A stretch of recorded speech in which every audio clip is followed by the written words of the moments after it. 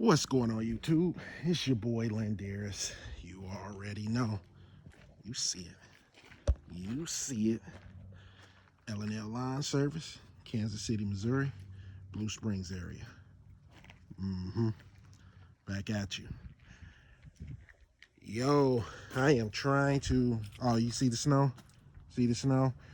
We got a little bit of snow. It's melting up. Wasn't too bad. But I am getting some things together. All the batteries and stuff are dead. You got to charge them. So I went to check the truck. Now I was using the truck to do some snow removal, sidewalk and snow removal, and driveway. So I was using the truck, but man, the winter just kills batteries. So I tried to keep them started up, but eventually, sometimes you just don't want to go outside. So I went to try to turn this over. It was just clicking. Just probably either need to be jump started, and then I'll check the voltage of the batteries and go from there. But I think it just needs to be jump started or charged up. So we'll see once we get it started what the voltage is on them. That truck is fine, but I had to air up the tire. Had to air the tire up, so it's fine. And I got a leaf job that I got to do, and I have to charge these batteries. I got one battery that controls, that's for the leaf vac, and then I got another battery over here that controls the chain conveyor belt.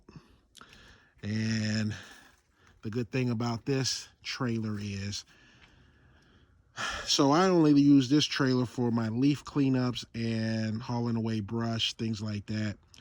My little old personal dump until I take it to the dump. But this trailer can be used to transport small, heavy equipment, skid steer, things like that, or just whatever you need to haul. So if you take the billy goat out and you take the sides off, it'll be just a straight trailer with a conveyor belt. So the good thing about the conveyor belt, you go to the dump, you just conveyor belt all that stuff out. It takes seconds to do. But yeah, it has a battery that controls that, the conveyor belt. And this can also tilt down to drive your small machinery onto, or it could tilt up like that, where you can get underneath there to distribute material, rocks, mulch, so it just falls into the wheelbarrows or whatever you're trying to put it in. You can probably, yeah. So, but I don't use it for its full potential. One day, if I stop doing leaf service, then I could sell this bad boy and make another lawn care company a very happy lawn care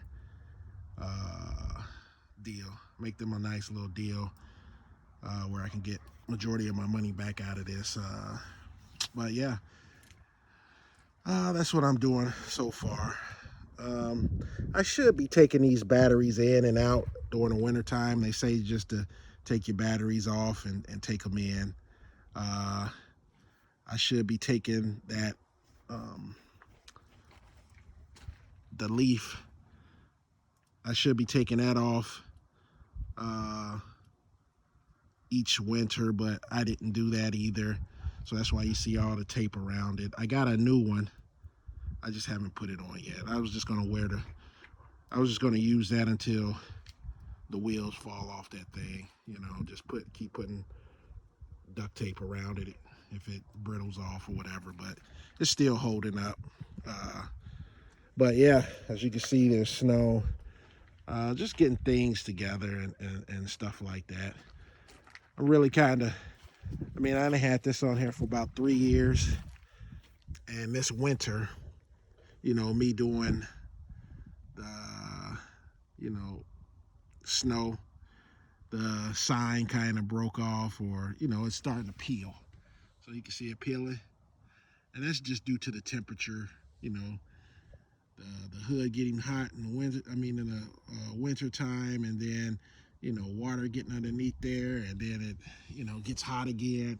Eventually, I knew that that was going to come off or start to fade or break off due to the temperature and stuff. Now the sides are fine, but I don't think I'm gonna put another logo thing up there. I'll just keep that, and when it all tears up, it tears up. But the sides are fine.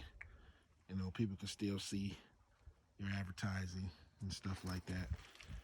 So, getting that together. Grass still looks good from when they put that in there.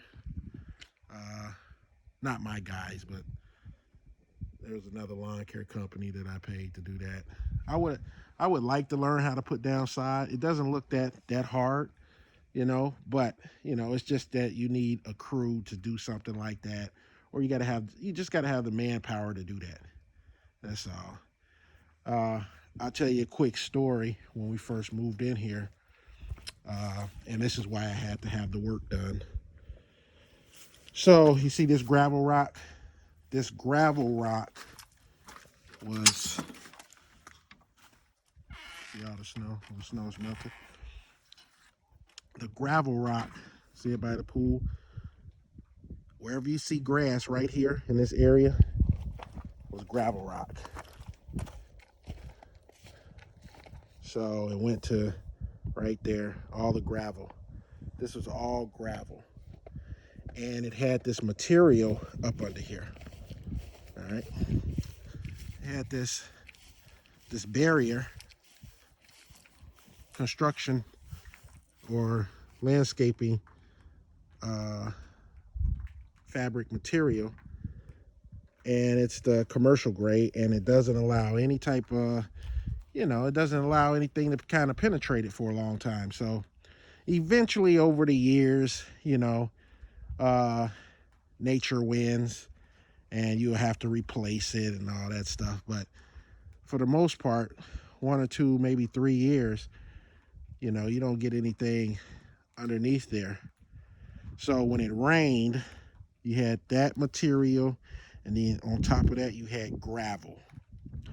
So what happened was, as soon as we moved in here, it rained, and then all the water hit those stairs right there, went in, and flooded the garage.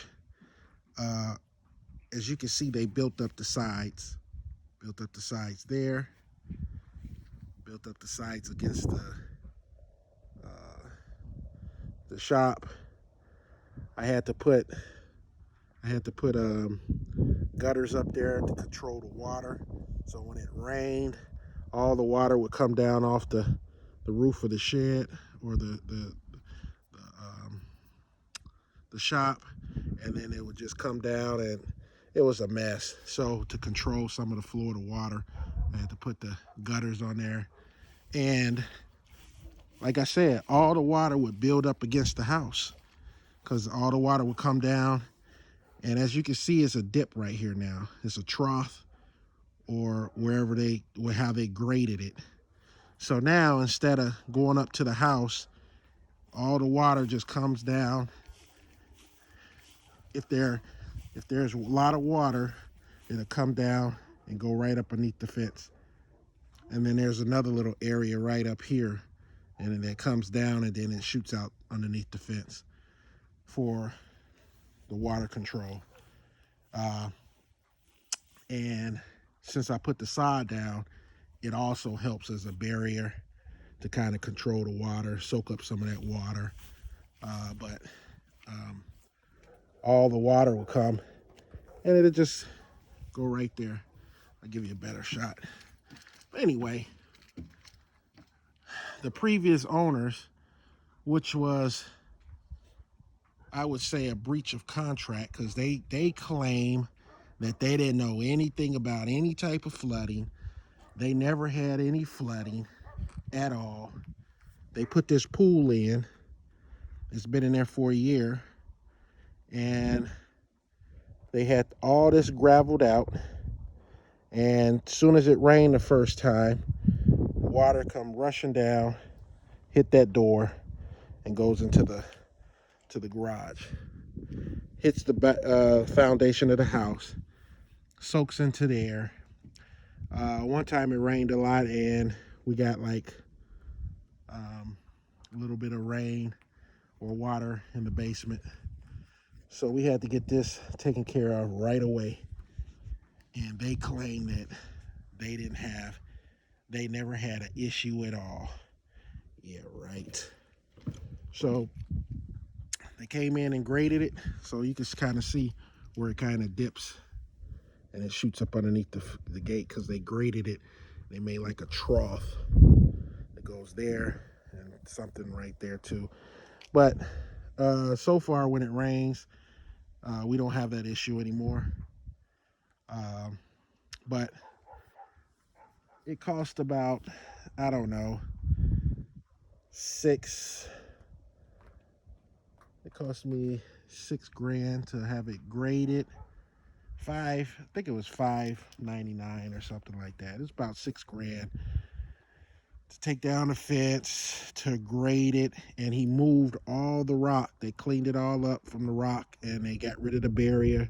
They put the rock all over there, kind of made me a nice little area where I could park my trucks and stuff. Kind of extended it with the extra rock, so I didn't have to haul the rock off.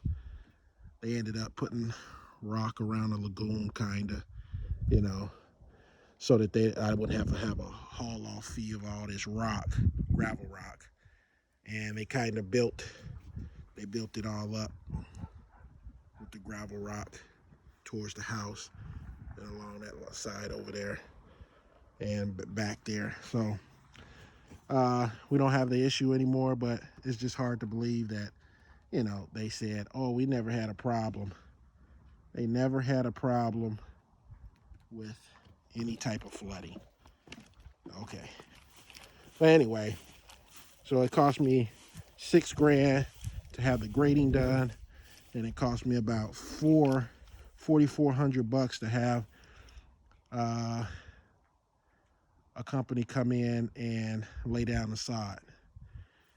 And I was thinking about trying to lay it down myself, but I wouldn't have had the time to do it. One, two, I don't know how to do it, but it looked like, from when I watched them do some of it, they just brought in some dirt and, and graded that out and start laying it down and doing the cutting. So it didn't look too bad, but yeah. But it's nice out here today. It's about, 55 degrees. So most likely, what do you guys think? How that came along? Check out some of my videos and stuff. I got some more trimmers and stuff I got to hang up and put somewhere. But I got to wash the 36 off. I got to charge the battery on this Skag. I got the other Skag, 52-inch, that I got to charge this battery and rinse off. I got the Ferris leaf blower that I got to charge the battery on that. So sooner or later, I got to start maneuvering and moving all this stuff out the way. You got to charge the battery on the aerator.